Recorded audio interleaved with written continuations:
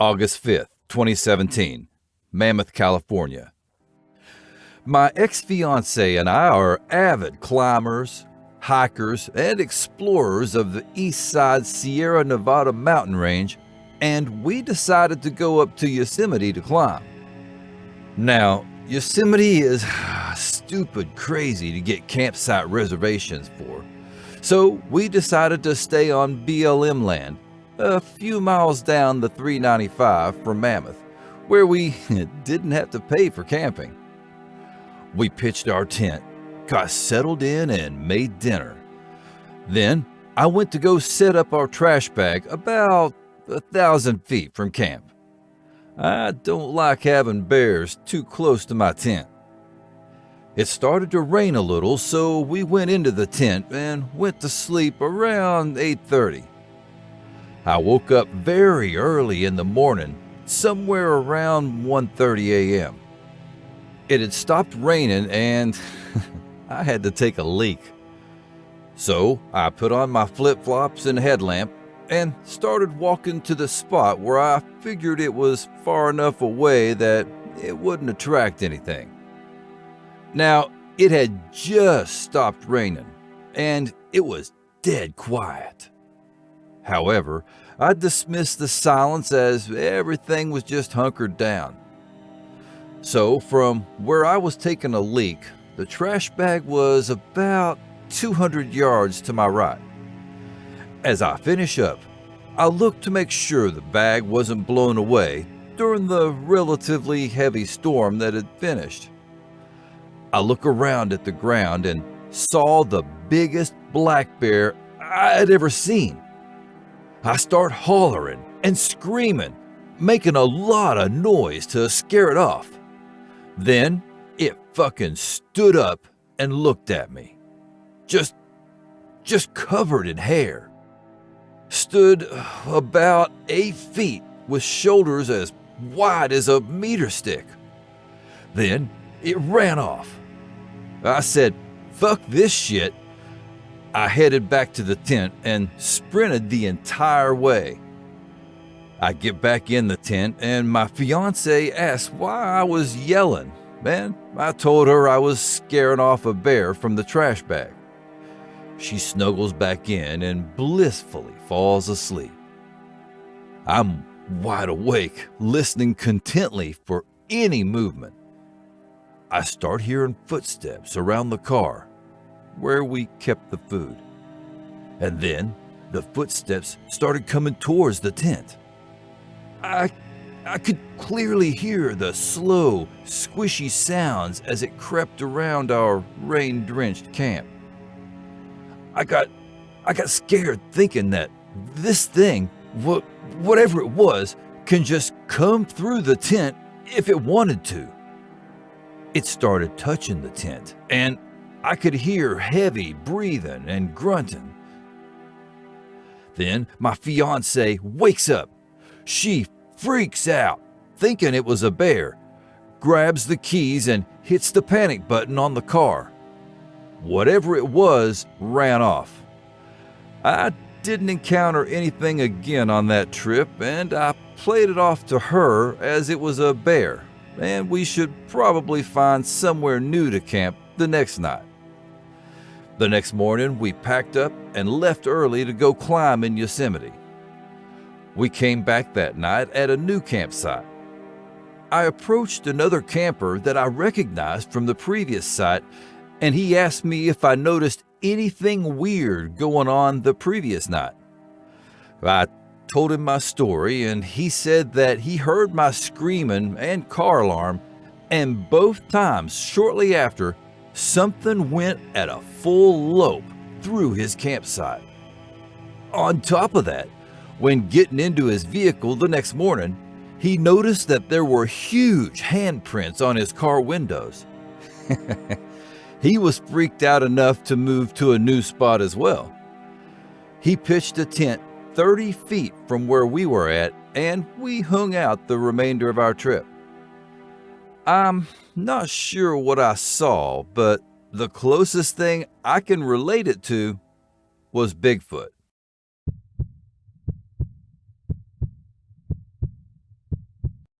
My encounter happened back in September of 2002 in southern Illinois. A friend and I, both 16, just returned from seeing the movie Signs in the theater. My friend's house was a good 10-minute drive outside of our town, which is already rural. Later that night, around midnight, we decided to take a walk down an old farm road next to his house. It cut through the woods for about a half mile to an open field in the woods. It's roughly the size and shape of a football field. So we grabbed 2 flashlights and started out into the woods. The whole way out, we were trying to freak each other out since we just got done watching a scary movie. We made our way out to the clearing and were in the corner of the field closest to his house. We heard footsteps from the opposite side of the field. Pretty far off, our crappy condiment flashlights wouldn't reach. So we both turned off the lights to try to let our eyes adjust to the dark and squatted down. When we turned off the lights, the footstep sounds stopped. At this point, we were looking towards the opposite side of the field. A few minutes passed, and we were talking quietly, trying to figure who the hell would be in the middle of the woods at midnight. The closest neighbor lived about 3 miles down the road. Suddenly, to our right, we hear something massive running at us.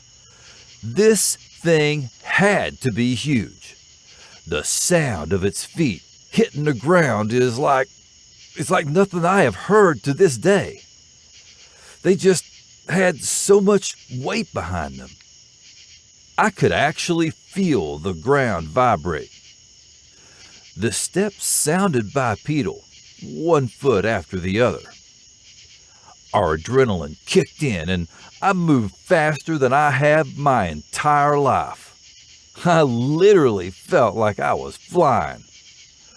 We ran back to his house in a dead sprint and locked the doors. We briefly discussed what happened and went to bed. Strangely, we never really spoke about it again. I completely forgot about that night until about 9 years later. I recently got out of the Navy and moved back home. I ran into my friend from that night and he brought it up. He had apparently put a good amount of thought into that night over the years. I wasn't very interested in the topic at the time, so I just kind of blew it off and moved forward in life. Years later, I can't quite figure out what happened that night.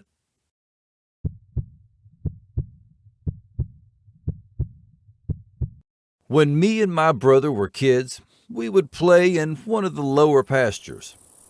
One of our favorite games was to climb up on these younger alder trees near to the top and swing down. The trees would bend because they were so young and green. Anyways, we would do that. Sometimes we would climb up and be able to ride bendy branches all the way down. And other times, the branches would snap and one of us would fall while the other laughed in amusement. We were both familiar with the sounds that breaking branches produce based on the branch thickness and the location of the break, meaning a thicker branch breaking equals a louder crack. So, one day we were playing down in the alders located off the lower pasture about 400 foot down slope below the main house. Me and my brother were both in the trees at the time, as we had been horsing around for a bit, riding the branches and breaking them, when we hear something big coming through the woods. I heard branches and logs popping, and you could tell they were huge logs. It literally sounded like a bulldozer driving through the woods or something plowing over big trees. My dad logged his own land and owned and operated many heavy machinery, so I know what that sounds like. We jumped down from the trees. My brother was looking at me with a frightened look on his face and said, "What was that?" I replied, "I don't know." We looked around and couldn't see anything. The crashing and cracking of logs came to a halt roughly about 30 yards from us. We still had no visual on who or what was rampaging through the forest towards us. It was silent and we were scared. Then we heard the loudest and most ferocious roar we had ever heard. It shook us, literally. It was like a really low, loud bass thumping your chest. We were both extremely terrified and ran up to the house, not looking back the whole way. We ran into the house and told Mom, but she did not believe me. We never went back down to play in that lower pasture area ever again. However, I did have to walk down near the area to feed the cattle before school early in the morning while it was still dark out. I was bricking it every time.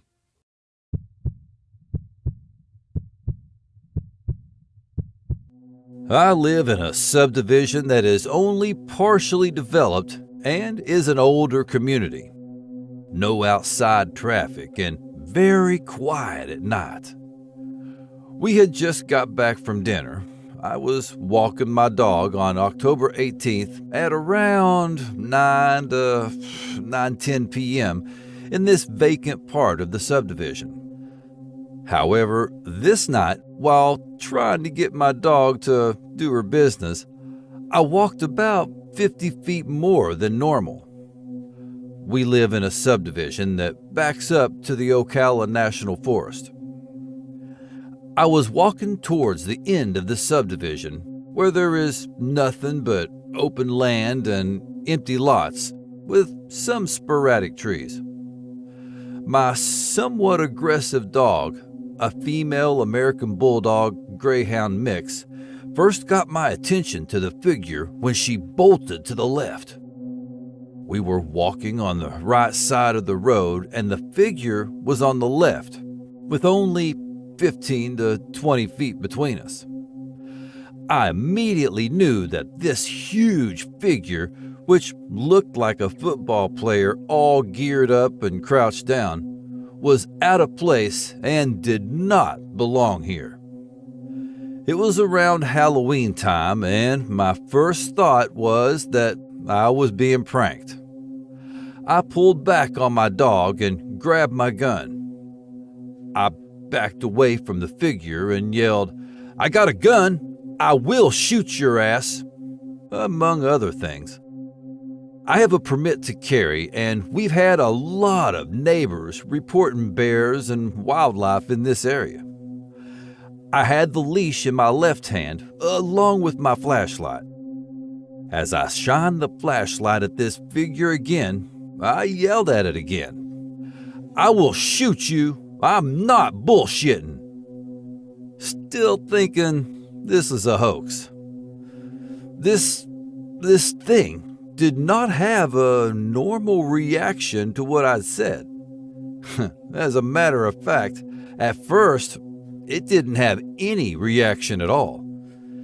It immediately caught me off guard and, quite frankly, scared the shit out of me. This is when I got that chill go down my back and could tell deep inside I might be in trouble. Aiming the flashlight on the figure's face, I saw yellow-green eyes shine back. Being very dark out, especially in this part of the subdivision with no streetlights, I couldn't see it clearly, but all I know is it was covered in hair. It was a dark color, but I wasn't exactly taking notes at the time, so I'm not so sure about the exact color. I holler out some more as I kept pulling my dog and backing up. As I back away with the dog growling intensely, the figure slowly stood up. The way I saw it, it was a figure of an ape man with a very boxy shape, like a hairy piece of plywood on its side from the shoulders down. When it was crouched down, it was roughly about 5 feet 8 inches, but when it slowly stood up, it was minimum 8 feet tall. The creature stood there, looked at me, then at my dog. We're still slowly backing up. I'm locked and loaded, but shaking like crazy. This fucking thing was huge. Looked just like a tall, husky ape man covered in hair. It turned and walked behind this small patch of trees. I pulled my dog back with me and got the hell out of the area. I didn't see where it went to after that.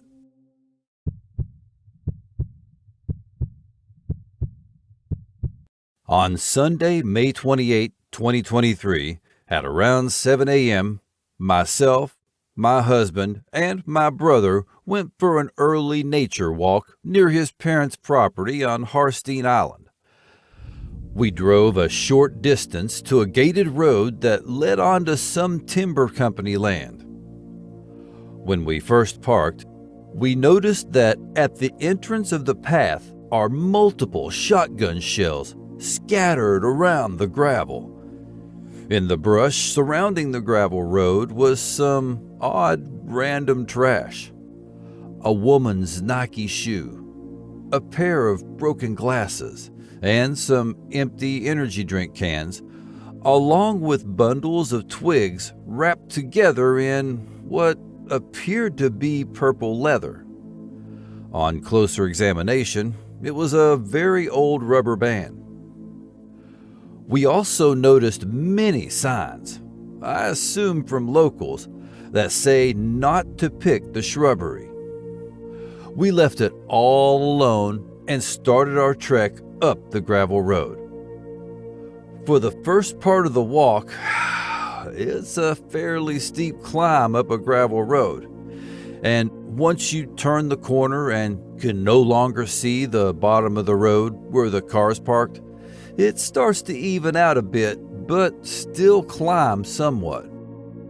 The three of us walked up the logging road through a clear cut only a few years old.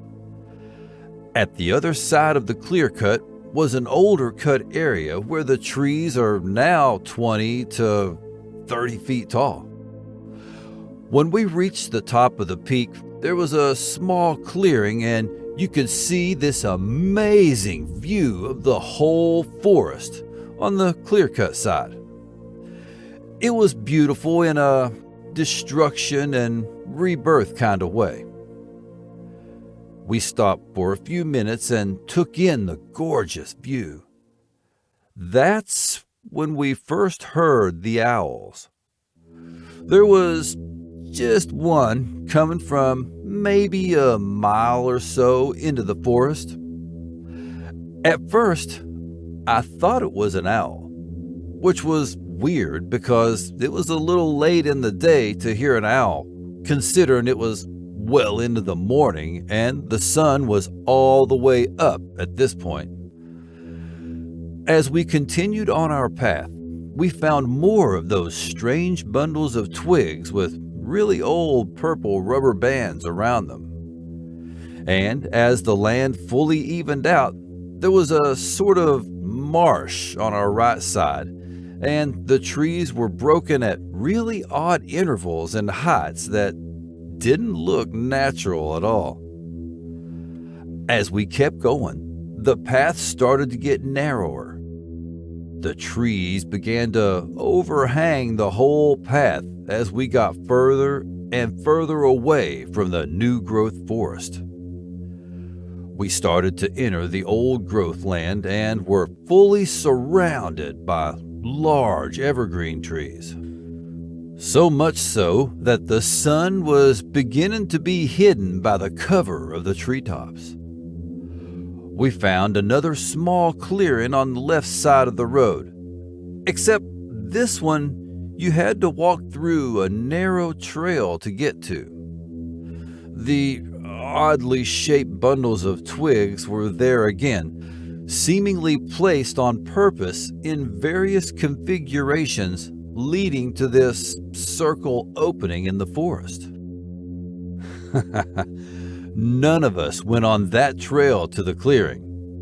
This was a little too crazy for us this early in the morning, so we decided to turn around and start heading back toward the car. The whole time we were on the path, the owl sounds never stopped. These owls called back and forth to each other and followed along with us. The further we went, the more unwelcome we felt. They actually got louder and seemingly closer. Then they were coming from both sides of the trail. There were 1 or 2 on the left side and 3 to 4 on the right side. It seemed like they were communicating with each other. My husband stopped us every few minutes to listen as we were continuing down the path. He eventually noticed that the owl sounds weren't coming from above us, as if they were in the trees, like an owl.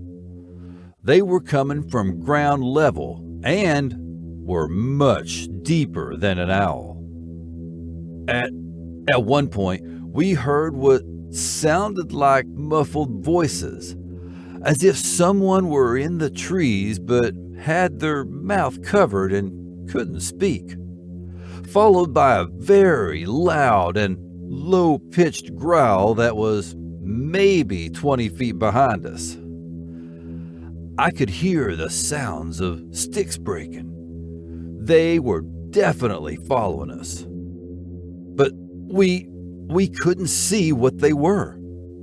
A feeling of dread surrounded us at this point, but it didn't feel like anything wanted to hurt us. More like just letting us know that we weren't welcome there and they were watching us intently. As soon as we started our descent back down the road and could finally see the car parked at the entrance behind the locked gate, the owl sounds finally ceased. However, the feeling of dread and that we were not welcome did not dissipate until we were driving down the road and finally got back to my husband's parents' property a few miles down the road.